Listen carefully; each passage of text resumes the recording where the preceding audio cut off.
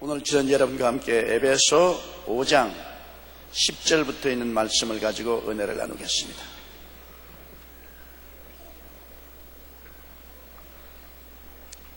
우리 에베소서 5장 10절 다 같이 읽겠습니다.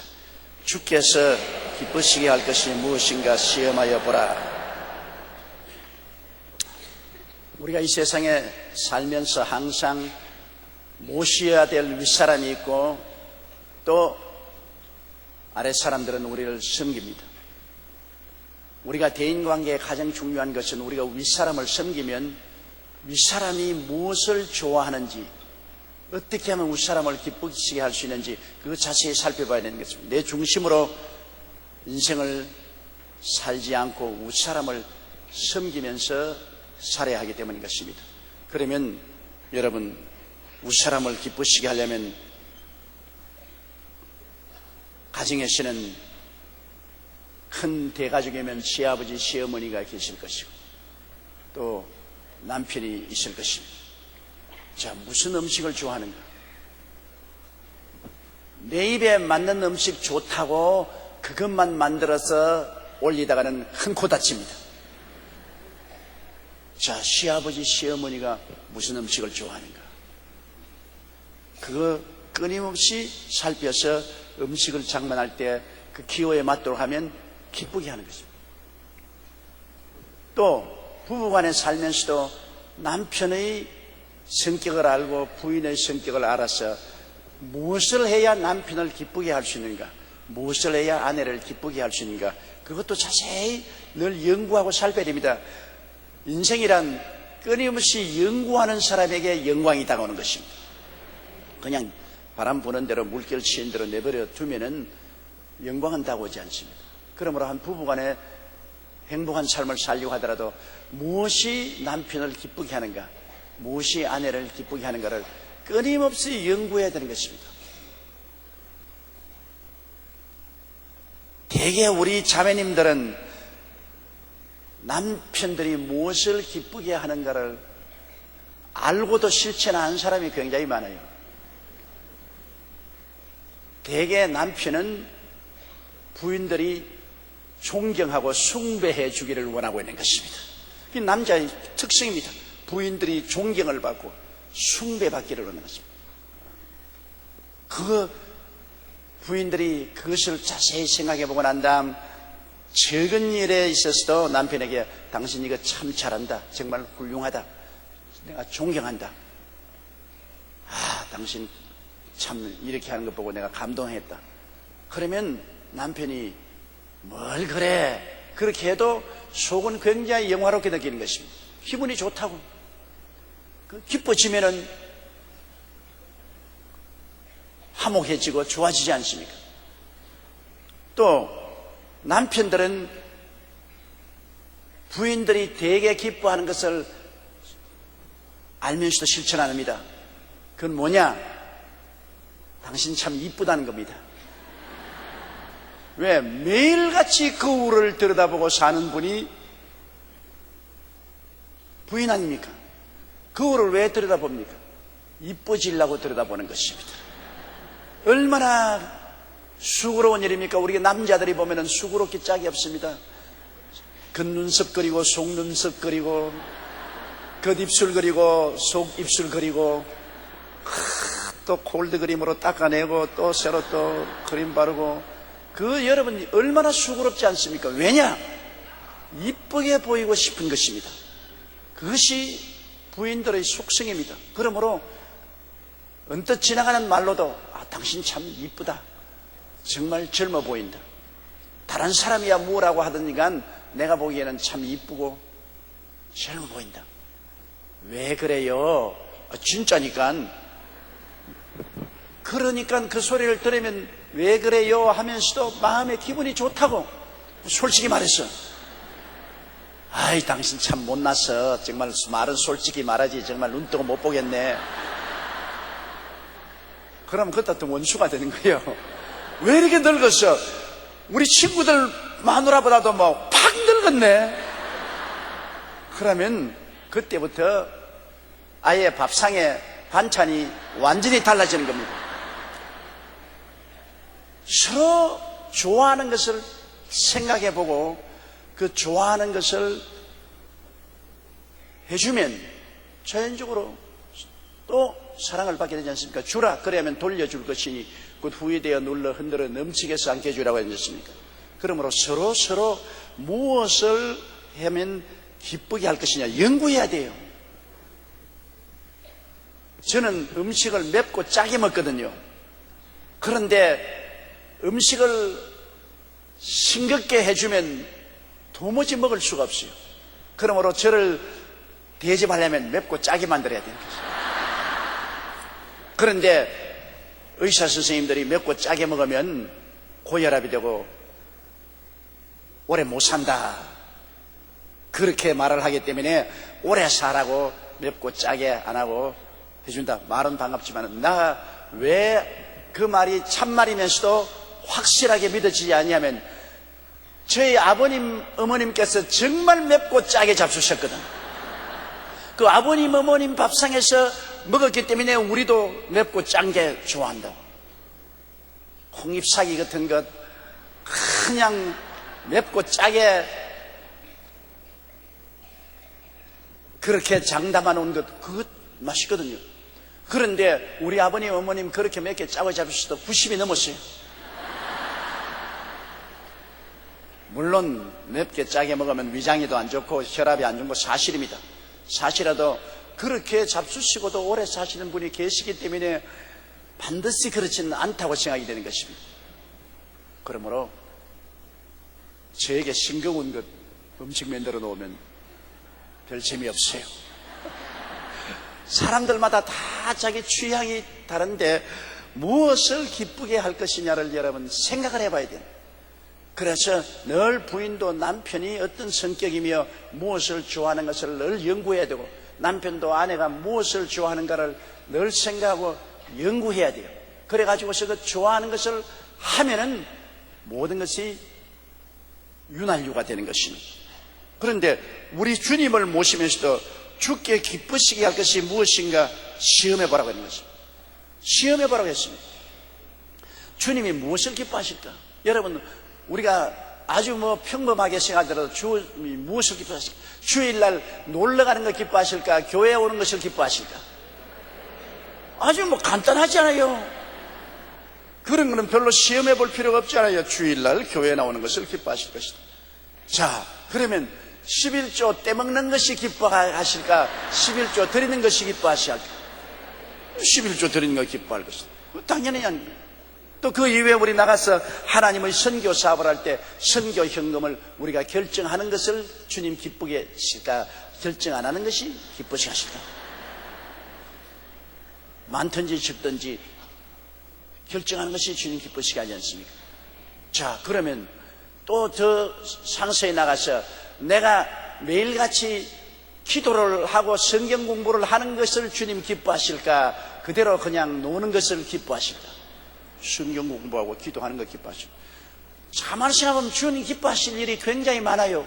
그리고 내가 시간을 내어서 이웃 사람 위해서 기도도 하고 전도하는 것을 하나님이 기뻐하실까? 안 기뻐하실까? 전도하고 기도해 주는 것 기뻐하실 것이다. 또 내가 구역장이나 지역장이 되었으면 구역장, 지역장으로서 구역원들을 위해서 기도도 하고 열심히 신방도 하고 잘 돌봐주는 것을 주님이 기뻐하실까? 안 기뻐하실까? 주님이 기뻐하실 것이다. 대충 우리의 삶 속에 무엇이 주님을 기쁘시게 할 것인가? 우리 쉽게 알 수 있는 것입니다. 그리고 우리가 주님을 기쁘시게 하면 주님은 우리를 기쁘시게 해주시는 것입니다. 야훼를 기뻐하라. 제가 내 마음에 소원을 이루어 주실 것이라고 했습니다. 하나님을 기쁘시게 하면 하나님은 우리의 소원을 알아서 우리의 기도를 들어주시지 않습니까? 그런데 아주 예리한 문제에 관해서는 무엇이 주님이 기뻐하는지 안 기뻐하는지 모를 때가 많습니다. 우리의 삶에 개인적인 여러 가지 일들이 많지 않습니까? 이 친구를 만나는 게 좋을까? 안 만나는 게 좋을까? 이 물건을 사는 것이 좋을까? 안 사는 것이 좋을까? 이 집으로 이사 가는 게 좋을까? 이사 안 가는 것이 좋을까? 뭐 이런 여러 가지 성경에 분명하게 기록해 놓지 않은 그런 것들에 대해서 주님이 기뻐하시는 것이 무엇인가 우리가 알아야 될 때가 많습니다.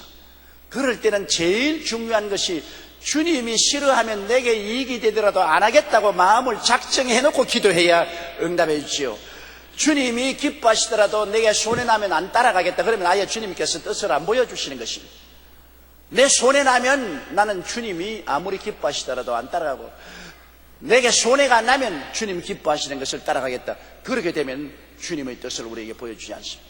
내게 손해가는 일이 있더라도 살든지 죽든지 흥하든지 망하든지 성하든지 쇠하든지 주님 기뻐하신 대로 하겠습니다. 주님이 기뻐하신다면 나는 어떠한 손해가 가더라도 주님 기뻐하시는 뜻을 따르겠습니다.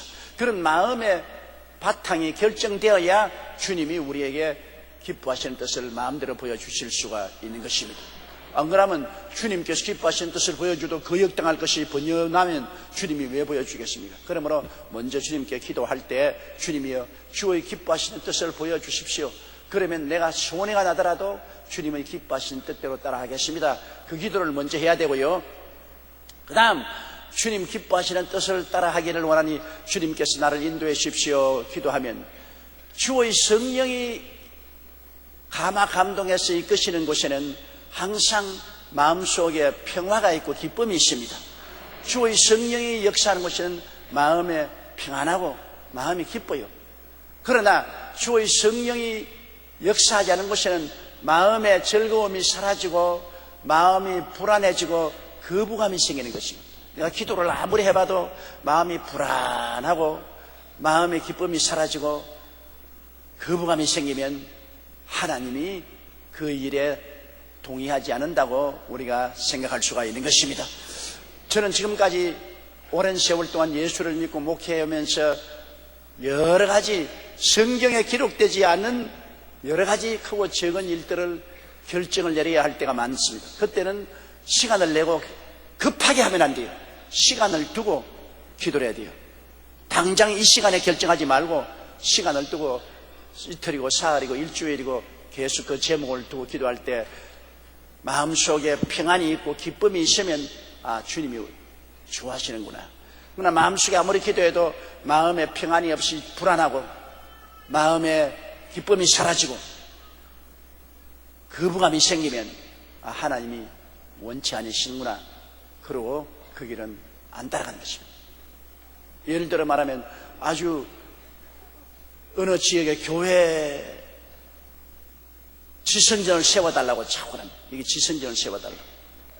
근데 성경에 어디 이곳에 지성전을 세워라 안 세워라는 말은 없지 않아요. 그건 내가 주님의 뜻을 알아봐야 되니까 시간을 두고 기도를 합니다. 그런데 여러 가지 여건상 지성전을 세우는 것이 좋지 않게 보일지라도 기도를 하면 할수록 마음이 자꾸 끌리고 기뻐지고 편안해집니다. 기도만 하면 자꾸 그 마음이 끌려요. 그리 잡아 당기듯이 끌리고 마음이 기뻐지고 평안해집니다. 그럼 하나님 뜻이구나. 어떤 곳은 기도만 하면 마음이 자꾸 거역이 돼요. 거부감이 생기고 마음에 기쁘지 않고 불안해요. 그러면 아니구나. 또 세계 여러 나라에서 저에게 부흥회를 와달라고 합니다. 와달라는 데는 많고 몸은 하나밖에 없고 시간은 한정되어 있지 않습니까? 제가 여의도 순복음교회 목회를 안 하면은 내가 시간 해외에서 2달이고 석 달이고 마음대로 있을 수 있지만은 우리 교회 목회를 하고 있는 이상은 한 주일 이상은 절대로 안 비우려고 작정하기 때문에 시간에 제한을 받거든요. 그러면 여러 곳에서 초청장이 올 때 그걸 가지고 하나님께 기도합니다. 기도하면 하나님이 뜻이면 마음이 막 끌려요. 바람이 불어가듯이 물이 흘러가듯이 자꾸 마음이 그리 끌려요. 기도만 하면 마음이 끌리고 마음이 아주 명랑해지고 평안해져요. 그러면 하나님 성령이 이곳에 가라는 거예요. 그런데 어떤 곳은 내가 참 가고 싶은 데가 있어요. 그곳이 정말 가봤으면 좋겠다.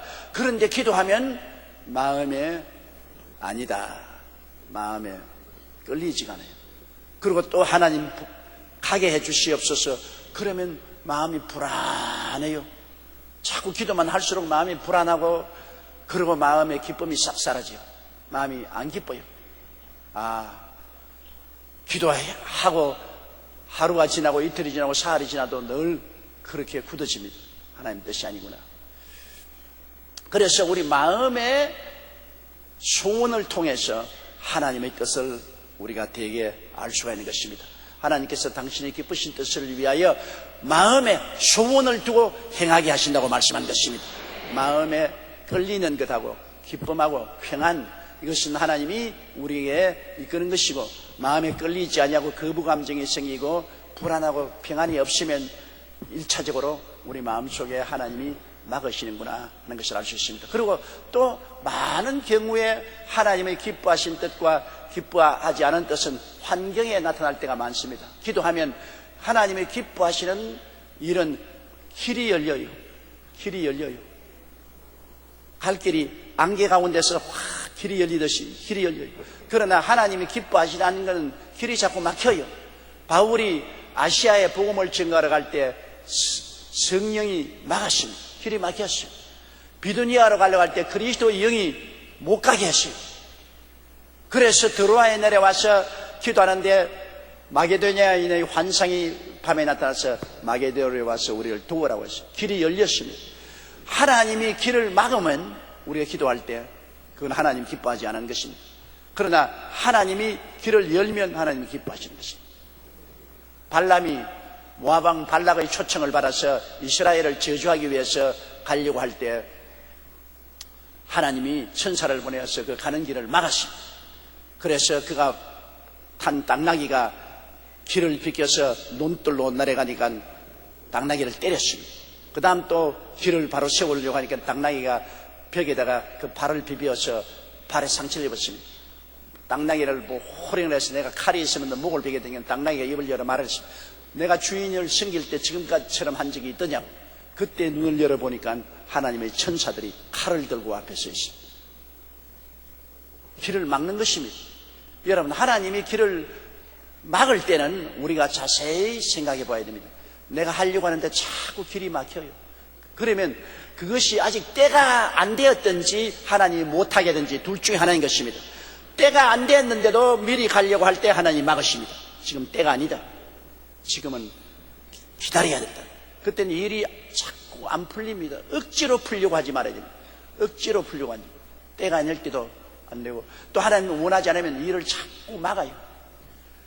그러나 하나님의 때가 오고 하나님의 기쁘신 뜻이 있으면 일이 자꾸 풀린다고요.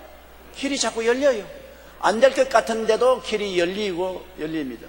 홍해수가 도저히 인간적으로 안 될 것인데 갈라지지 않아요. 길이 열리지 않아요. 그러므로 주께서 기쁘시게 할 것이 무엇인가 시험해보라는 것은 우리 마음에 시험해보고 환경에 시험해봐야 돼요. 내 마음에 시험을 해봐요. 내 마음에 끌리느냐, 기쁨이 있느냐, 평안이 있느냐 시험해보고, 환경에 길이 열리느냐, 환경에 길이 탁탁탁탁 다 막히느냐, 그것을 우리가 살펴보고 난 다음에 이런 시험을 통해서 하나님의 뜻이 이곳에 있다고 우리가 마음에 결정되면 그것을 향해서 믿고 기도하고 나가야 되는 것입니다. 하나님의 뜻이 어디인지 시험도 안 해보고 그냥 눈 딱 감고 에라 나는 모르겠다 그냥 뛰자, 그렇게 해서는 안 되는 것입니다. 하나님의 뜻을 반드시 어느 곳에 있는지 시험해 봐야 됩니다.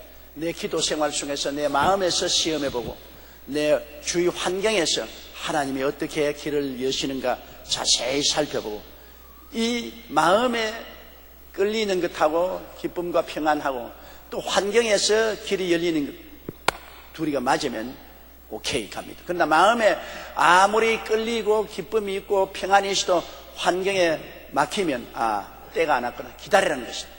환경에 길이 열릴 때까지 기다리는 것입니다. 그냥 막 밀치고 나가서는 안 돼요.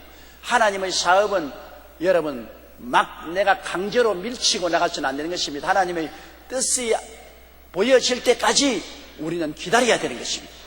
하나님의 뜻이 보여지고 난 다음에는 그 다음에는 믿음으로 나가야 되죠.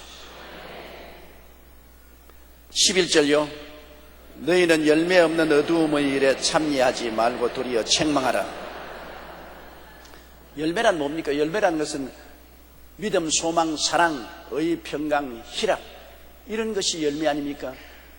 우리 예수 믿는 사람 개인적인 열매는 정의롭고 정직하고 거룩한 것, 이것도 열매 아닙니까? 믿음, 소망, 사랑, 이거 열매 아닙니까? 사랑과 희락과 화평과 오래 참음과 자비와 양성과 충성과 온유와 절제, 이런 것이 다 열매인 것입니다. 우리 예수 믿는 사람들은 하나님께서 우리를 통해서 이와 같은 신령한 열매를 맺기를 원하는 것입니다. 믿음의 열매가 주렁주렁하여 믿음이 넘치고, 소망이 넘쳐 언제나 긍정적이고, 사랑이 넘쳐서 많은 영광을 나타내고, 그리고 정의롭게 살고, 부정부패하지 않고 정직하게 살고, 거짓말하지 않고 사기치지 않고 거룩하게 살고 세상과 함께 물들지 않고, 이런 것이 다 하나님이 우리 그리스도인에게 원하는 열매입니다. 그러나 여러분, 그리스도 안에 있지 않고 어두운 가운데 있는 사람, 사탄을 따라가는 사람은, 어두움 가운데 있는 것은 사탄입니다. 사탄은 어두움입니다. 어두움에는 그런 열매가 없습니다. 마귀를 따라가는 사람이 어디 믿음이 있습니까? 마귀 속에 무슨 소망이 있고, 마귀가 미워하지 어떻게 사랑이 있습니까? 마귀를 따라가는 사람이 언제나 부정부패하지 정의가 없지요. 거짓말쟁이, 마귀는 거짓의 앱이니까 마귀를 따라가는 사람은 정의로운 열매가 없고, 그리고 음란하고 방탕하고 시기하고 질투하는 그 속에 무슨 거룩함의 열매가 있습니까? 이렇기 때문에 너희는 열매 없는 어두움의 일에 참여하지 말라겠습니다. 마귀를 따라가지 마라. 마귀의 일에 참여하지 마라. 거기에는 열매가 없다. 결국에는 열매 없는 잎사귀만 무성한 나무는 하나님께서 제하여 버리시는 것입니다. 11절요. 너희는 열매 없는 어두움의 일에 참여하지 말고 도리어, 왜 안 읽노? 읽었나요? 도리어 책망하라. 캄캄한데 어두움에 있는 사람은 다른 어두운 데 있는 사람 보고 길을 안내할 수가 없습니다. 장님이 장님을 인도하는 거 보았어요? 장님이 장님을 인도하지 못하죠. 자기가 어두워서 앞을 못 보는데 다른 사람을 인도할 수 없죠. 캄캄한 밤길에 걸어가는 사람이 다른 사람 보고서 나를 따르라고 하지 못합니다. 자기도 어두운 데서 길을 찾지 못하는데 다른 사람 어두운 것을 인도할 수 없습니다. 빛 가운데 있는 사람이 어두운 데 있는 사람을 인도할 수 있습니다. 나는 환한 빛 가운데 있으면 저 어두운 가운데 있는 사람하고 거리 가지 마라. 오른편으로 왼편으로 앞으로 뒤로 시시할 수 있습니다. 어두운 데 있는 사람은 자기 앞에 뭐가 있는지 몰라요. 옛날에 카나다에 나야가라 폭포 저 상류 강가에 물이 천천히 흐르고 있으니까 그곳에 남녀가 뱃놀이를 하고 있었습니다. 그리고 술을 마셨습니다. 보드 안에서 술을 마셔서 그만 둘이가 뱃놀이 하다가 잠이 들었어요. 배가 천천히 물에 떠내려가니까 잠이 들었는데 점점 나야가라 폭포가 가까워질수록 배가 빨리 움직이지 않습니까? 그 강가에 있는 사람이 고함을 쳤습니다. 빨리 잠에서 깨어 일어나서 배를 져서 강변으로 나오시오. 얼마 있으면 나야가라 폭포가 옵니다. 위험합니다. 강가에 있는 사람은 그 배가 나야가라 폭포를 향해서 흘러가는 것을 알기 때문에 아무리 고함을 쳐도 배 안에서 잠자는 사람은 기분 좋게 잠만 자고 있어요. 잠을 자고 있으니까 모르지 않아요. 깨어있는 사람이 알지 잠자는 사람은 모릅니다. 그래 결국에는 그들이 잠을 깼을 때는 이미 배를 저을 수 없는 강한 속도로 그 배가 떠내려가서 나야가라 옆에 곤두박질을 쳐 죽었지 않습니까? 집에 불이 나는데 다 자고 있습니다. 그 사람 불난 줄 몰라요. 그러나 깨어서 밖에 있는 사람은 불난 줄 알기 때문에 불이야 외칠 수 있는 것은 깨어서 있기 때문에 불이야 밤새지, 속에 잠자는 사람은 불이 나는 줄도 모르고 있다가 불에 다 죽을 수밖에 없습니다. 그러므로 우리가 빛 가운데 있는 사람은, 우리가 빛 가운데서 주님과 함께 동행하니까 저 마귀와 함께 어두움에 있는 사람이 열매 없이 캄캄한 어두운 가운데서 지옥으로 떨어진 것을 보고 우리는 그들을 책망할 수밖에 없어요. 그 길로 가지 마라. 이렇게 하면 망한다. 너 영원한 지옥에 떨어진다. 우리 빛 가운데 있는 사람만이 어두운 데 있는 사람을 책망할 수 있습니다. 같이 어두운 데 있는 사람은 책망할 수 없어요. 부모는 자식들이 공부 안 하면 책망하지 않아요. 왜? 부모는 그 길을 다 걸어왔기 때문에. 열심히 공부하고 준비한 사람이 이 사회에서 성공하지, 공부하고 준비하지 않은 사람은 사회에서 성공할 수 없기 때문에 이미 그 길을 걸어와서 알므로 공부 안 하고 게으르게 하면 자식들 보고 훈계하고 꾸짖고 너 뭐가 되려는, 장차 너 어떻게 살려냐 꾸짖는 것은 이미 부모가 그 길을 걸어와서 알기 때문에 꾸짖죠. 알지도 못하는 자식들끼리 서로 꾸짖을 수는 없지 않아요. 그러므로 우리 빛 가운데 있다는 것은 너무나 좋은 일입니다. 예수를 구주로 모시고 우리는 하나님의 자녀가 되어서 어두운 가운데 행하지 않습니다. 우리는 어디서 와서 왜 살며 어디로 가는지 환하게 빛을 안고서 사는 것입니다. 그리고 우리는 예수 그리스도 안에 있는 성령을 통해서 빛의 열매를 맺고 삽니다. 정의롭게 살려고 늘 기도하고 노력하고, 정직하게 살려고 늘 노력하고 기도하고, 거룩하게 살려고 노력하고 기도하고, 그리고 용서와 사랑을 실천하고 온유와 겸손을 실천하면서 빛의 열매를 맺고 우리가 살기 때문에 빛이 없이 어두운 가운데서 빛의 열매 없이 사는 사람이 장차 하나님께 큰 심판받을 것을 알기 때문에 우리는 꾸짖고 경고하고 경책하고 그들이 잠에서 깨어나기를 원하는 것입니다. 12절요. 저희의 은밀히 행하는 것들은 말하기도 부끄러웁니다. 어두운 데 있는 사람은 은밀히 말하는 것 말하기도 부끄럽죠. 요사이 텔레비에 나오는 것을 보면 주부 도박단들 보십시오. 남편도 몰래, 아무도 몰래 저 어디 산속에 들어가가지고서 천막집 같은 데 들어가서 참 밤새도록 남편도 있고 자식들도 다 있는데도 미쳐가지고서 도박. 그거 왜 떳떳하게 못합니까? 그것은 나쁜 일이기 때문에 숨어서 거래가 수천만 원, 수억대를 날려버립니다. 폐가 망신합니다. 정말로 부끄러운 일이죠. 떳떳한 일 같으면 왜 경찰에 잡혀올 때 얼굴 들고 나올 것이냐 전부 왜 덮치고 경찰에 나오는 것 텔레비에 보십시오. 거의 전부 다 얼굴을 가리우는 것은 떳떳하지 못하기 때문에 얼굴을 가리우는 것이 아니겠습니까? 우리 텍사스 거리 같은 데 가보면 밤 아주 숨어서 행하는 부끄러움의 일들이 얼마나 많습니까?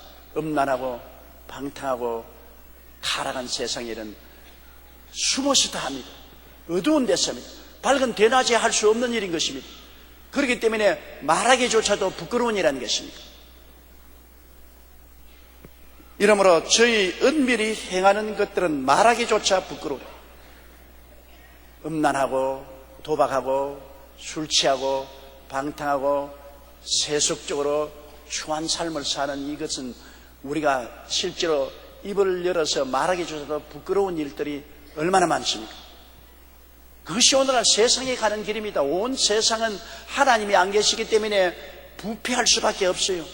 빛이 없는 곳에는 병균들이 와글거리고 소금이 없는 곳에는 썩어지는 것입니다. 아담과 하와가 하나님을 떠나고 난 다음에 죄가 들어오자 죄는 누룩같이 부패시키는 것입니다.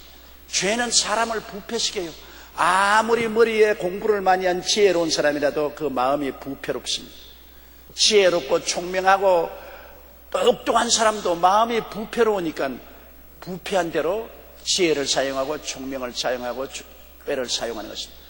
예수 그리스도 밖에 있으면 별 도리 없이 죄가 들어와서 사람을 부패시키고 부패하니까 썩어진 냄새가 나고 그리고 여러 가지 벌레가 생기고 파리가 득실거리지 않아요. 이러므로 부패의 원인이 죄에 있기 때문에 죄를 드러내기 전에는 이 부패의 상황을 면할 수가 없습니다. 죄는 사람들을 끝까지 죽일 때까지 부패시키는 것입니다. 부패시켜서 온갖 벌레가 와글거리고 음란 방탕하는 이 벌레가 와글거리고 부패하기 때문에 온갖 파리떼가 와글거리는 것입니다. 우리가 이 세상을 밝히려면 예수 그리스도의 보혈로 씻는 도리밖에는 다른 도리가 없습니다. 우리를 밝히는 것은 보혈밖에 없습니다. 예수님이 십자가에서 죄와 허물을 다 못 박아버리고 마귀의 정사와 권세를 다 벗어버리고 승리한 그 표상이 보혈인 것입니다. 예수님의 피가 흐릅니다. 교회는 어떠한 곳이냐? 예수님의 피가 흐르는 곳이 교회인 것입니다. 주의 보혈 흐르는데 날색에 뛰어가서 우리의 모든 죄를 씻을 수 있습니다. 그러므로 교회는 주의 보혈이 흐르는 것이고, 성경은 바로 창세기부터 계시록까지 피가 강물같이 흐르는 것이 바로 성경인 것입니다. 피 흘림이 없은즉 죄 사함이 없습니다. 우리가 언제나 예수 그리스도의 보혈을 부르짖으면 보혈의 능력이 와서 부패를 제하여 버리고 마는 것입니다. 보혈 이외에는 부패를 제할 수가 없어요. 육신의 정욕도 보혈로서 다 제하여 버리고 모든 허물도 보혈로 말미암아 다 씻어지는 것입니다. 이러므로 구약시대 제사장들은 속죄제물, 속건제물, 화목제물, 번제물 할 것 없이 계속해서 짐승을 잡아 피를 강물같이 흘렸습니다. 그때는 여러분 피를 흘려서 임시를 죄를 덮어놓았습니다. 짐승의 피는 죄를 덮어놓았지 죄를 씻어버리는 못합니다. 그러나 그 피 흘림이 예수님을 상징했는데 예수님이 오시고 십자가 흘리신 피는 아예 죄를 싹 씻어버린 것입니다.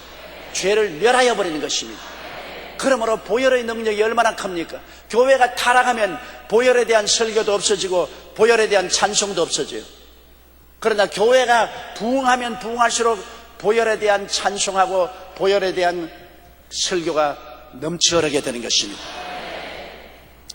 그러므로 은밀히 행하는 것들 말하기보다 부끄러운 이 모든 것이는 예수님의 보혈이 들어가면 모든 귀신이 다 쫓겨나가고 부패한 것이 다 사라지고 모든 똥파리들이 다 날아가고 깨끗하게 변화되어 버린 것입니다.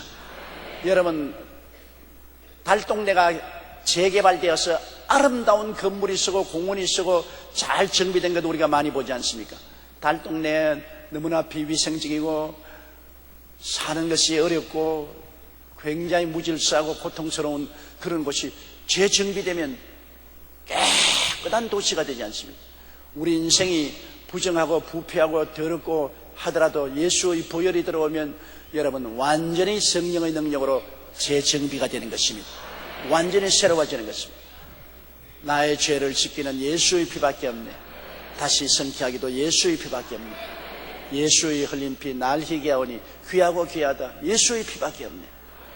보혈 정말 놀라운 하나님의 은총인 것입니다. 13절요. 그러나 책망을 받는 모든 것이 빛으로 나타나니 나타나지는 것마다 빛이니라. 책망을 받는다는 것입니다. 책망을 거부하면 소용이 없지요. 여러분, 방 안이 캄캄한데 카텐을 딱 쳐놓고 있으면 바깥에 빛이 아무리 비춰도 방 안에 안 비춰들었잖아요. 그러나 카텐을 여세요, 카텐을 여세요. 그러면 그 명령을 받는 사람은 카텐을 확 제끼면 바깥에서 밝은 빛이 확 방에 들어옵니다. 온 방은 다 밝아지죠. 밝아지니까 야, 방에 쥐도 있구나, 여기에 쥐똥도 있구나, 여기 더러운 썩어진 것도 있구나. 방이 환하게 들여다 보이니까 청소를 하게 됩니다. 안 보이면 청소 안 하죠. 보이니까 청소하죠.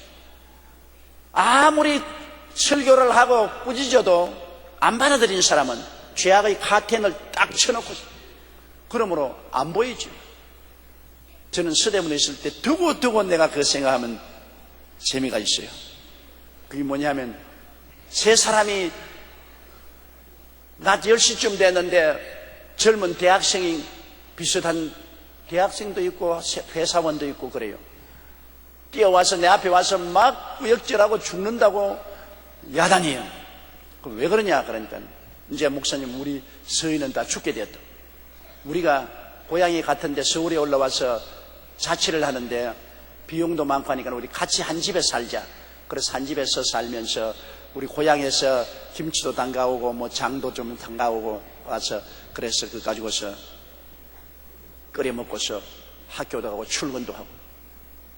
그런데 고향에서 장을 담아왔는데 그 장단지를 부엌에 얹어놓고 난 다음에 그냥 생멸치를 사가지고서 거기다가 고추장을 좀 떠놓고 난 다음에 장을 떠나가지고서 고추장에 멸치 찍어서 장에 이렇게 찍어서 먹으니까 그렇게 장이 구수하고 맛있어.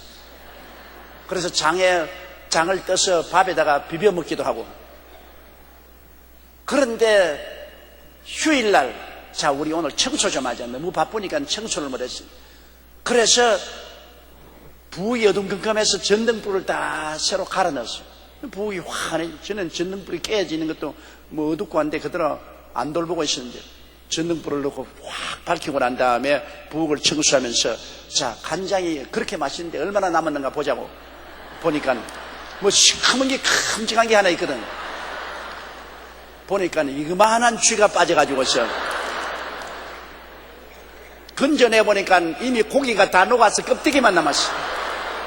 간장에서 녹아가 그동안에 늘 맛있게 먹은 것은 쥐물을 먹었어. 쥐물을. 그전에까지는 그렇게 맛있게 먹었는데 이제야 갑자기 그냥 꾸역질을 하고 죽는다고 야단법석합니다. 사람 생각에 따라서. 전에는 그 간장 참 구수하고 맛있다고 할 때는 그거 먹고 좋아했는데 그 쥐가 녹은 쥐물이라고 알자마자 그때부터 토하고 그냥 야단법석을 하고 기도받으러 왔어요.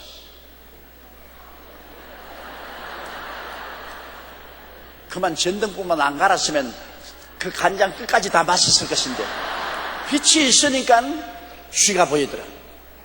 우리도 여러분 회개가 언제 하는지 압니까? 그냥 회개하라 한다고 회개 안 합니다. 하나님의 빛이 비추어야 회개하게 되는 것입니다. 사람들 안 믿는 사람 보고 회개하라 하면 내가 무슨 죄 있어? 나는 죄 없어. 다 죄 없다고 합니다. 왜? 빛이 안 비치니까 뭐가 있는지 모르죠. 방 안에 카텐 닫히고 방 안이 캄캄한데 먼지가 있는지 티끌이 있는지 진드기가 있는지 뭐 보여야 말하죠. 창문을 열어 제껴서 빛이 환하게 들어오니까 먼지와 티끌과 진드기와 모든 것이 다 보이니까 그 보고 난 다음 소지 안 할 수 없죠. 청소하죠. 회개라는 것은 성령이 오셔서 하늘나라의 빛이 밝게 비추면 그때는 회개 안 하라고 해도 회개합니다. 내 마음속에 이렇게 많은 죄가 있는 것을 몰랐다. 정말로 내 죄가 이렇게 많아서 이 죄악 가운데 내가 어떻게 살아왔는지 모르겠다. 그렇게 해서 땅을 치고 회개하고 예수님 보혈로 씻게 되는 것입니다. 꾸짖음을 우리가 받는다는 것은 카텐을 여는 것을 말하는 것입니다. 그러나 책망을 받는 모든 것이 빛으로 나타납니다. 책망을 받아서 카텐을 열어 제끼면 거부 반응을 열어 제끼고 책망을 받고서 마음문을 열어 제끼면 그 다음부터 하나님의 성령의 빛이 비치기 때문에 그 다음에는 회개하고 자복하고 씻어내고 모든 것이 깨끗하게 되는 것이죠. 교회 오기 전까지는 늘 내가 무슨 죄인이냐, 내가 회개할 게 없다고 하다가 교회 와서 설교를 듣고 난 다음 설교를 받아들이면 마음의 카텐을 열어 제낍니다. 그러면 하나님의 성령의 빛이 비치기 때문에 여태까지 죄를 많이 짓고 살았구나. 그래서 온 마음의 죄를 회개하고 마음이 밝고 맑고 환하게 되는 것입니다. 그러나 책망을 받는 모든 것이 빛으로 나타나느니 빛으로 나는 것보다 빛이 되는 것입니다. 그리고 책망을 안 받아들이면 소용이 없어요. 여러분 자녀들 교훈도 그렇지 않습니까? 자녀들에게 부모님이 너 이거 잘못하고 저거 잘못이니 고쳐라 하면 고치면 좋은데 일일이 자꾸 타당화합니다. 탁탁 받고 타당화합니다. 부부간의 싸움도 여러분 어떻게 해서 싸움이 깊어진지 압니까? 남편이 잘못한 거 부인이 여보 당신이 이거 잘못했어. 이거 고쳐 하면 남편이 자존심이 있기 때문에 뭐 어쩌고 어째? 나는 잘못한 것도 없어. 나는 이래서 이렇게 하고 저렇게 저러고 아주 개똥 철학을 갖다가 되는 것입니다. 그 좋은 철학을 되면 몰라도 개똥 소똥 철학을 갖다가 돼요. 말도 안 되는 소리를 해도 타당화를 해요. 그러면 부인이 말한 것이 소용이 없고 그 다음에는 감정만 생기는 것입니다. 또 남편이 부인 보고 여보 당신 이거 잘못했어. 왜냐하면 애들 버려두고 난 다음 당신 동창회 한다고 돌아다니고 개한다고 돌아다니고 놀러다니고 집안 안 돌보고 애들 이래놓고 어떻게 하겠네. 나만 그런 줄 알아? 우리 친구들은 다 그래도 남편들이 아무 말도 안 하는데 왜 당신만이 자꾸 나를 잡고서 시비냐 시비. 나 이렇게 하면 내가 못 살아. 정당한 말을 하는데도 자기 타당화를 합니다. 그러면 뭐 회개가 일어나잖아요. 자기 타당화하지 말아야 돼요. 자관, 아무리 손아래 사람이라도 바른 말을 하거들랑 가슴이 아프더라도 듣고 귀를 기울여야 돼요. 아무리 남편이 권위가 있다 해도 부인이 바른 말을 하면 듣고서 변명하지 말아야 돼요. 잘못했다. 내가 잘못한 거 고치겠다. 뭐 그러면 뭐 무장해제 아닙니까? 잘못했다고 고치겠다 그러는데요. 뭐 더 할 말 없죠. 부인도 남편이 무슨 말 하든 여보 너 잘못했어. 내가 생각해보니까 정말 잘못한 것 같아. 나 이제부터 안 그러겠어. 그러면 더 이상 잔소리하면 소용이 없죠. 그러니까 그러면 해결되는 거예요. 그러나 내가 잘했다고 내가 잘못한 것을 자꾸 타당화하면은 그거를 자꾸 잘못한 것을 들춰내려고 하고 나는 감추려고 하고 밀고 땡기고 하니까 싸움이 되는 것이지. 두 손뼉이 마주쳐야 소리가 나지. 때리는데 한쪽은 내려와 한쪽 혼자 이래서 하면 아무 소리도 안 나지. 그렇기 때문에 책망을 받는다는 것 참 놀라운. 책망하는 사람보다 책망을 받는 사람이 더 훌륭한 사람입니다, 여러분. 책망하기는 아주 쉬워요. 바보도 책망 잘한다고. 우리 옛날 시골에 살 때 아랫집에 태동이라는 분이 있었는데 바보요. 농사만 짓고 나무만 한 바보인데 정말 이야기해보면 너무나 터무니없는 바보 같은 이야기를 합니다. 그런데 그 집이 부자였어, 시골에서. 그 아버지가 논마지기라도 죽기 때문에 장가를 갔는데 부인은 또 얼마나 똑똑한지 말도 못해. 그 부인이 늘 우리 보고 자기 남편은 바보라고, 자기 남편 이야기를 듣지 말라고 말하는 게 또 바보, 꼭 바보같이. 근데 바보도 애는 줄줄 낳았어요. 그런데 그 바보가 내가 지금도 기억에 분명한데 그 딸을 갖다 놓고 교훈을 하는데 일일이 심하친 말을 다 하더라고요. 딸을 갖다 놓고 손발 씻어라. 손발 안 씻으면 손발이 나빠져서 겨울에 트고 피가 난다. 손발 씻거라. 왜 콧물 줄줄 흘리냐. 콧물 닦고 얼굴을 깨끗이 씻어라. 뭐 이런 말. 아주 바보라서 아무것도 모르는 줄 알았는데 할 말 다 하더라고요. 남을 교훈하는 것은 참 쉽다고. 남의 눈에 있는 피를 보고서 뽑아라 하기는 정말 쉽다고요. 그러나 남이 너의 눈에 있는 들보를 뽑아라고 할 때 그것을 받아들이는 사람은 참 훌륭한 사람입니다. 교훈하기는 쉬워도 남에게 교훈을 받아들인다는 것은 정말로 힘든 일입니다. 자존심이 걸려있기 때문에. 그것이 뭐 좋은 자존심이든 개똥 자존심이든 자존심은 자존심이기 때문에 교훈을 하면은 자존심에 걸리기 때문에 그것을 꾹 참고 삼키는 것이 참 힘이 듭니다. 그러므로 책망하기는 쉬워도 책망을 받아들이기는 정말 힘든데 책망을 받아들이는 사람은 굉장히 훌륭한 사람입니다. 그 사람은 앞날이 약속되는 사람입니다. 요사이는 학교 선생이 애들도 책망 못해요. 당장 애들 책망하면 휴대전화 뽑아가지고서 고발해요. 선생들이 학생들도 책망 못해요. 부모가 자식을 책망해도 요사이 자식들이 안 듣는 세상입니다. 요사이는 전부 다 책망만 하려고 하지 책망을 받으려고 하지 않아요. 이러니까 정말로 발전이 없어지고 끝없는 논쟁만 일어나는 것입니다. 그러나 책망을 받는다는 것 참 좋지요. 책망을 받으면 모든 것이 빛으로 나타나지는 것은 다 빛이야. 책망을 받는 사람은 빛이 된다는 것은 어두움이 자꾸 사라지고 점점 더 앞날이 열린다. 지혜가 주어지고 총명이 모략과 재능과 지식이 점점 책망을 받으면 점점 발전하는 것입니다. 책망을 안 받으면 그 자리에 있거나 후퇴하는 것입니다. 우리가 정말로 하나님 앞에서 점점 나아지는 삶을 살려면 끊임없이 책망의 귀를 기울일 줄 알아야 되는 것입니다. 책망을 받으면 받을수록 더 지혜로워지고 더 총명해지고 더 모략이 넘치고 재능이 넘치고 지식이 넘치게 되기 때문인 것입니다. 14절요. 그러므로 이르시기를 잠자는 자여 깨어서 죽은 자들 가운데서 일어나라. 그리스도께서 내게 비치시리라 하시느니라. 여기에 죽은 자하고 잠자는 자가 있는데 죽은 자는 예수 안 믿는 자는 죽은 자인 것입니다. 예수 안 믿는 자는 영원히 죽었거든요. 육신이 살아있으나 영원히 죽은 자예요. 잠자는 자는 영원히 예수 믿고 살아났으나 세상에 취해 있는 사람은 잠자는 자인 것입니다. 아예 죽은 자는 희망이 없지요. 예수 안 믿고 난 다음에 그대로 있으면 지옥 가는 것이죠. 누구든지 저를 믿어야 살아난 사람이 잠이 드는 것이 참 위험합니다. 예수를 잘 믿는 사람이 그만 세상에 재미가 나서 세상을 따라가다가 세상 잠에 푹 빠져버리고 마는 것입니다. 그러면 세상 잠에 빠져있다가 나중에는 죽게 되는 것입니다. 제가 이번 주에도 설교했지만 북극 탐험을 하는 그 추운 얼음 부대기에 가면 자꾸 잠을 자게 돼요. 사람이 추워지면 웅크려서 잠을 자게 돼요. 추울 때 잠자면 영락없이 죽습니다. 겨울에 얼어 죽은 사람들은 어디 지하철에서나 그렇지 않으면 공원 벤치에서나 술 먹고 난 다음 들어 누워서 죽은 사람들은 신문에 나지 않아요. 추운데 잠자면 영락없이 죽습니다. 그런데 추우면 자꾸 잠이 와요. 추우면 웅크리고 잠이 와요.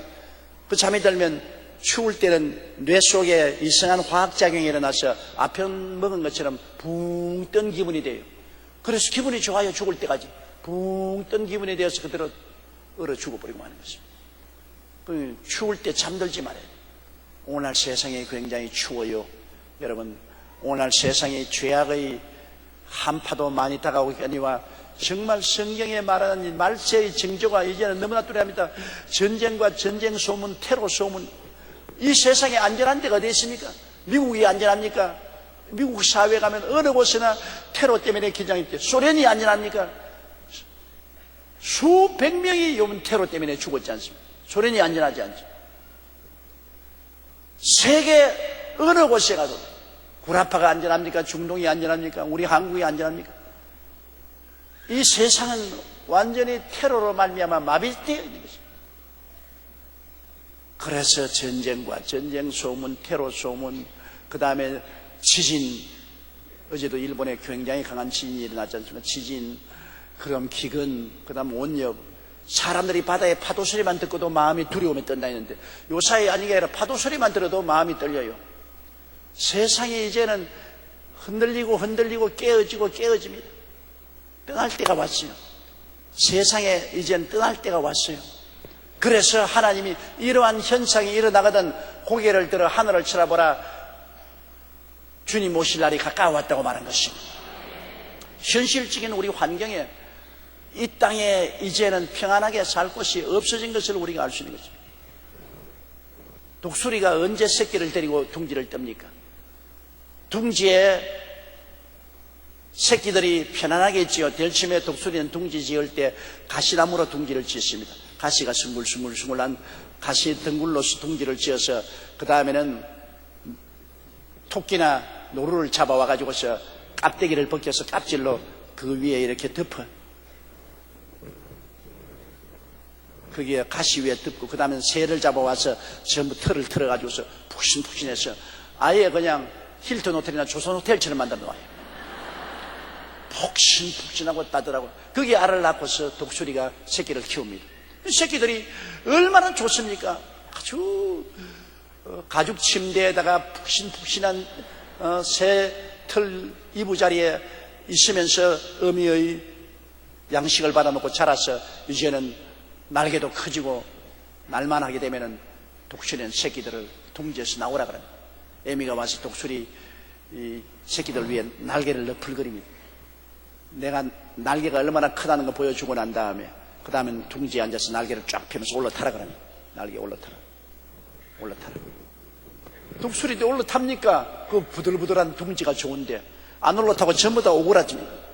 그러면 독수리가 와서 새끼를 한쪽으로 밀고 탁 발톱으로 그 가죽을 들어서 팽개쳐 버립니다.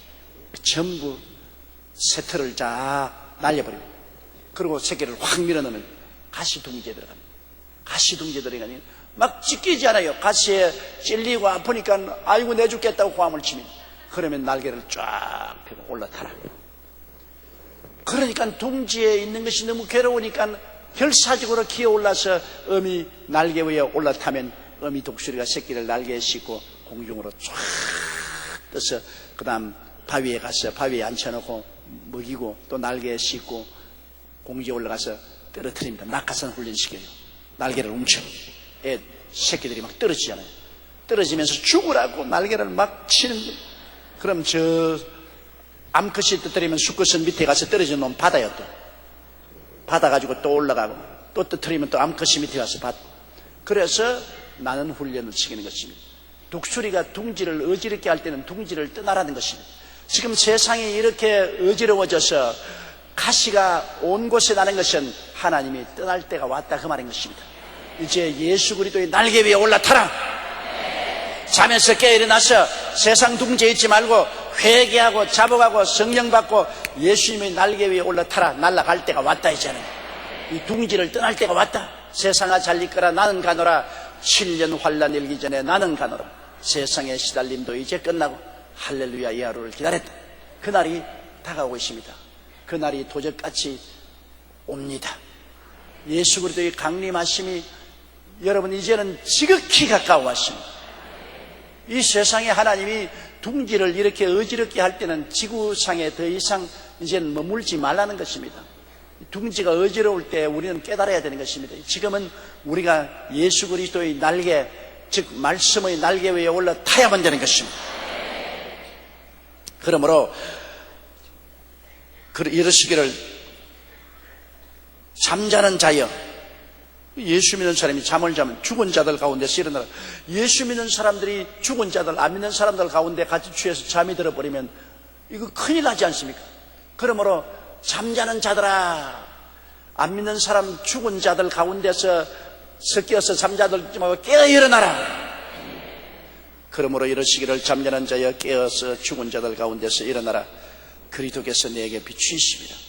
일어나면 예수님이 빛으로 비춰주시는 것입니다. 지금 여러분 우리가 이 세상에 안 믿는 사람들, 죽은 사람 가운데 수많은 예수 믿는 사람들이 함께 섞여서 점점 세상 잠에 빠져들어가는데요, 빨리 깨어 일어나면 주님께서 다시 빛을 비춰주시는 것입니다. 하늘나라의 생명빛으로 우리 빛을 비춰주시는 것입니다. 그 다음 15절요. 그런즉 너희가 어떻게 할 것을 자세히 주의하여 지혜 없는 자같이 말고 오직 지혜 있는 자같이 하여. 우리의 이제 삶을 우리가 늘 계산해야 될 때가 왔습니다. 전에는 허랑방탕하게 살고 허장성세하면서 살았지만은 이제 주님 오실 날이 가까우니까 우리가 삶을 계산을 해야 돼요. 삶을 계산해야 돼요. 축구할 때 여러분 보면은 전반전이 있고 후반전이 있지 않습니까? 그렇지요. 전반전에 잘 싸웠더라도 후반전에 못 싸우면 지는 것이고, 전반전에 못 싸워도 후반전에 잘 싸우면 이기는 것입니다. 우리 인생도 전반전 후반전이 있습니다. 대개 인생의 40대 전반전, 거기에는 우리가 공부하고 시집가고 장가가고 취직하고 사업하고 집 사고 그런 것 한다고 정신없이 삽니다. 그래서 전반전이 끝나고 나면은 대개 아들, 딸 다 시집 보내고 장가 보내고 이제 남편들도 사회에서 중견 사원이 되든지 지도자가 되든지 은퇴할 때가 되고 이제 부인들도 다 자식 양육에서 벗어나서 마음이 공허화된 후반전이 되는 것입니다. 후반전 인생을 잘 살아야 되지.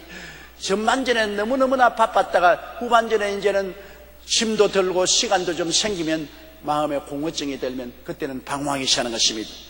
그럴 때 어떻게 행할 것을 이제는 계획을 세워야 돼요. 후반전에 어떻게 할 것을. 전반전에는 먹고 입고 살고 교육시키는 데 보냈다면 후반전에는 삶의 의미를 위해서 살아야 되는 것입니다. 삶의 참 의미가 뭡니까? 삶의 참 의미라는 것은 주님을 섬기고 주님을 위해서 사는 것이 삶의 참 의미가 되는 것입니다. 후반전 인생은 여러분 수첩에 계획을 세워야 돼요. 저도 저희 후반전 중에 후반전을 살기 때문에 저희 마음속에 딱 계획을 세우고 있습니다. 어떻게 행할 것을 자세히 주의하여 지혜 없는 자 같지 말고 지혜롭게. 지혜를 가졌으면 지혜는 분별을 하는 것이 지혜거든요. 분별 없이 그냥 되는 대로 그냥 바람 부는 대로 물결 없이 사는 것은 지혜 없는 사람. 지혜는 분별하는 총명을 가진 사람이기 때문에 분별을 하면서 어떻게 행할 것을 여러분 저는 그렇게 하고 있어요. 나는 후반전 인생의 첫째로 나는 정말로 마음을 다하고 뜻을 다하고 정성을 다하고 목숨을 다하여 내 자신에 대해서는 정의롭게 살고 정직하게 살고 거룩하게 살고 남을 대해서는 용서와 사랑, 온유와 겸손으로 살겠다. 이것을 절대로 하나님을 내 마음속에 전적인 주인으로 삼고 하나님을 절대 복종하고 하나님을 믿고 의지하고 섬기면서 살겠다. 그것이 첫째의 저희 후반전의 삶의 계획이고, 두 번째는 이제는 여의도 순복음교회 정말 멋있게 목사답게 목회하고 살겠다. 전반전에는 저는 해외 선교한다고 너무나 해외를 많이 돌아다니고 부흥회 다니고 한다고 알찬 목회 못했어요. 사실은 여러분 주일 설교 한 편 준비하는데 얼마나 피땀을 흘리고 기도하고 말씀 읽고 준비해야 되는데, 젊을 때는 부흥회 다녀야죠. 해외 선교 여행 다닌다고 설교 준비를 비행기 안에서 하고 자동차 안에서 하고 그렇게 해서 알차게 설교 준비를 못했습니다. 더 많은 기도도 못했습니다. 그래서 후반전에는 제가 정말 요리를 잘해서 선도목에, 전반전에 살 때는 토요일 날 제가 도무지 결혼식 주례한다고 기도를 전혀 못했어요. 이제 내년부터는 결혼식 주례 나는 안 해요. 토요일 날은 기도원에 올라가요. 옛날에는 토요일 날 기도원에 올라갔다고. 기도원에 올라가서 기도굴에서 기도하고 언제나 주일 준비했는데, 우찌하다가 결혼식에 그냥 붙잡혀가지고 토요일 날 2번, 3번 결혼식을 인도하고 나면 기도원에 올라갈 수 없이 녹초가 돼버려요. 그래서 후반전은 그렇게 안 살겠다. 후반전에는 정말 성도들 주일날, 수요일날 맛있는 꼴을 먹이기 위해서 더 많이 성경 공부하고 더 많이 기도하겠다. 목회를 하면 멋있게 하겠다. 그리고 세 번째, 저희 후반전에 행할 것은 이젠 진짜로 가족들을 잘 돌봐서 가족들하고 친밀하면서 후반전을 보내겠다. 여태간 살아오면서 여러분, 교회를 짓고 세계 선교를 하고 세계 최대 교회를 세운다는 것이 여간 많은 시간과 노력이 들지 않았었습니다. 그러므로 애들을 전혀 돌보지 못했었어요. 가족들을 돌보지 못했어요. 가족하고 꼭 손님처럼 살았습니다. 그런데 이제 늦었지만은, 자식들이 다 떠나갔으니까 늦었지만은, 그래도 이 세상을 떠나기 전에 가족들하고 더 친밀하게 살아야 되겠다. 그리고 네 번째 제가 계획한 것은 제자들하고 가까이 지내겠다. 우리 교회에서 수만 명의 제자들이 나갔죠. 그러나 지금 우리 한국 내에서도 우리 교회 직접 우리 교회에서 일하는 제자들도 있고, 또 영목회 소속한 제자들 밖에 나가서 다 큰 목회를 하고 있지 않습니까? 우리 교회에서 출신해서 나간 제자들과 이제는 유기적인 연락으로 더 사랑하고 더 귀하게 여기고 그렇게 하는 일에 시간을 많이 보내겠다. 마지막 다섯째로, 할 수 있으면 있는 대로 남을 도와주는 데 힘을 쓰겠다. 가난하고 헐벗고 굶주리고 어려움을 당한 사람을 도와주며 살겠다. 저는 그 5가지를 딱 결정을 내렸어요. 이제는 후반전 인생은 이제는 그것을 하기 위해서 산다. 전반전에는 교회 짓고 교회 확산하고 온천하에 복음 전하고 국민일보 세우고 한세대학 세우고 뭐 기도원 확장하고 뭐 수련원 세우고 이런 일에만 너무나 집중해서 하드웨어에 힘을 많이 쓰는데, 이제는 후반전 소프트웨어로, 이제는 후반전 인생은 그것은 다 이제는 끝마치고, 이제는 마음을 다하고 뜻을 다하고 정성을 다하고 목숨을 다하여 진짜로 주님 중심으로 한번 살아보고, 진짜로 목회 잘해보고, 가족들 돌보고, 제자들 돌보고, 그러고 있는 힘을 다해서 돕는 삶을 살겠다. 여러분, 이렇게 여러분도 인생을 그렇게 정해야 되는 것입니다. 오늘 여러분 집에 돌아가달랑 곰곰이 수첩 가지고 앉아가지고서 좀 적으시기 시작하세요. 그냥 막연히 살면 안 됩니다. 이 성경에 그러니 너희는 어떻게 할 것을 자세히 주의하라. 어떻게 할 것을 자세히 주의하려면 어떻게 할 것을 적어야 될 거 아닙니까? 지혜 없이 분별 없이 지금까지 되는 대로 물결 치는 대로 살지 말고 이제 후반전 인생은 여러분이 어떻게 할 것을 적어야 돼요. 나는 이렇게 하고 첫째 이렇게 하고 살겠다. 두 번째 이렇게 살겠다. 셋째, 넷째, 다섯째. 너무 많으면 정신이 없기 때문에 한 5개쯤, 5개쯤 여러분 정리를 해보십시오. 여러분 인생을 정리하고 살아야 돼요. 지금 이 발걸음대로 그냥 취생몽사하고 살면 안 돼요. 정리를 해야 돼요. 내가 정리해서 그를 딱 마음에 새기고 바라보고 살면은 그대로 살아갈 수 있고 지혜롭게 사는 것입니다. 내가 정리해놓고 거기에 해당 안 되는 것은 다 없애버려요. 정리한 거기에 해당 안 되는 것은 쓸데없는 것은 다 없애버려요. 개모임 옛날엔 댕긴데 이제는 집에 치워라. 동창회 모임 집에 치워버려. 쓸데없이 놀러다니는 것 집에 치워버려. 내 계획한 대로 거기에 착착 맞추어서 인생을 살아가도록 하기 위해서는 그런즉 너희가 어떻게 행할 것을 자세히 주의하여 지혜 없는 자같이 말고 오직 지혜 있는 자같이 행하라. 지혜 있는 자같이. 그리고 16절요. 세월을 아끼라. 때가 악하니라. 때가 얼마나 악하고 세월이 얼마나 빨리 흘러가는데 이제는 여러분 이 세월을 아껴서 써야 돼요. 수돗물 쓰듯이 그냥 막 틀어놓고 쓰면 안 돼요. 세월이 순식간에 지나갑니다. 여러분들도 제가 여의도에 처음 나왔을 때는 여기에 우리 성도들 중에 앉은 사람들이 다 새파란 청년이요, 새파란 아가씨였어요. 여러분 가운데 많은 사람이 제가 주례한 사람들입니다. 그런데 지금 다 할아버지 할머니가 돼가고 있어요. 세월이 흘렀어요. 세월이 흘렀어요. 참으로 저는 거울을 들어보면 너무나 통탄스러워요. 내가 늙는 것이 아까워. 좀 안 늙었으면 좋겠는데. 근데 이렇게 늙는 것도 어떻게 합니까? 너무나 빨리 늙어요.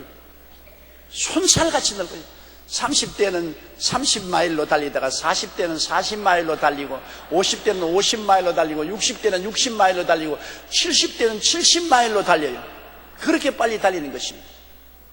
그러므로 세월을 아껴야 돼요. 그냥 아무 계획 없이 그대로 살면은 세월을 헛송세월하고 말해요. 이제 세월을 차곡차곡 내가 알차게 살기 위해서는 계획을 세워야 돼요. 계획을 세워야 돼요. 계획이라는 것은 글자로 적어야 돼요. 반드시 노트북 내어가지고서 여러분 연필 들고 글자로서 적기 시작하십시오. 이제는 그대로 살아서는 안 돼요. 남에게 끌려다니면서 사는 인생을 살아서는 안 돼요.